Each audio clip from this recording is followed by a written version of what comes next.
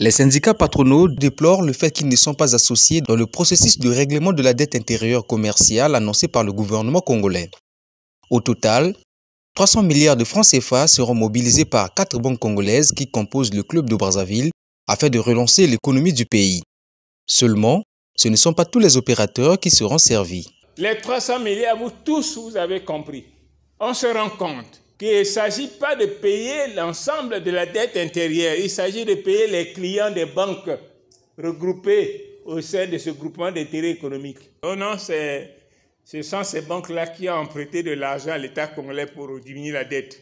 Après nos enquêtes, on se rend compte que les audits que nous avons réclamés auprès du gouvernement, on a reconnu 179 créances validées et 119 non validées.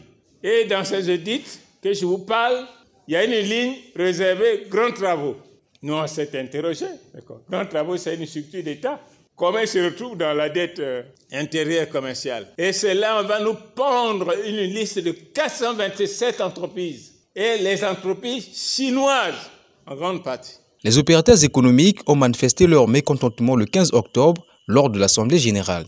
En effet, ils se sont engagés à poursuivre les négociations avec le gouvernement et autres partenaires, tout en exigeant le paiement de tous les opérateurs, peu importe le montant. Il faut que l'État congolais regarde la question de l'ensemble des opérateurs économiques, quel que soit le montant, pour que nous puissions répondre réellement à ce que nous appelons la relance économique.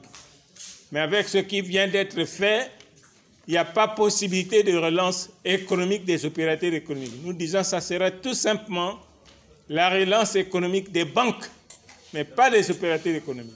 Pour que cette relance soit bénéfique pour tous les opérateurs économiques, Josephat Roger Obès propose une solution parmi tant d'autres. Avec les banques, mais si on doit, nous avons eu du retard. Est-ce que c'est notre faute? Non, c'est la faute du gouvernement. Qu'est-ce qu'il faut faire?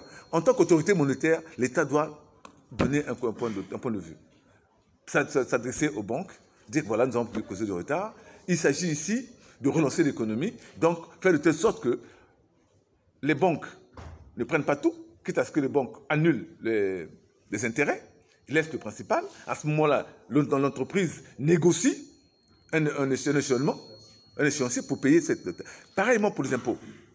Mais pourquoi est-ce que le club de Brazza prend directement, sans tenir compte, non seulement du retard, parce que nous n'avons pas imposé à l'État les intérêts moratoires.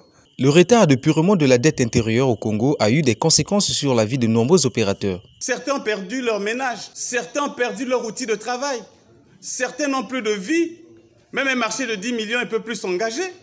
Ce qui voudrait dire que nous devons être ensemble. L'unité fait la force. Notons que la question de purement de la dette intérieure commerciale va conduire à un échange entre les syndicats patronaux et le président du club de Brazzaville. Les deux parties vont discuter notamment sur les audits et la décote.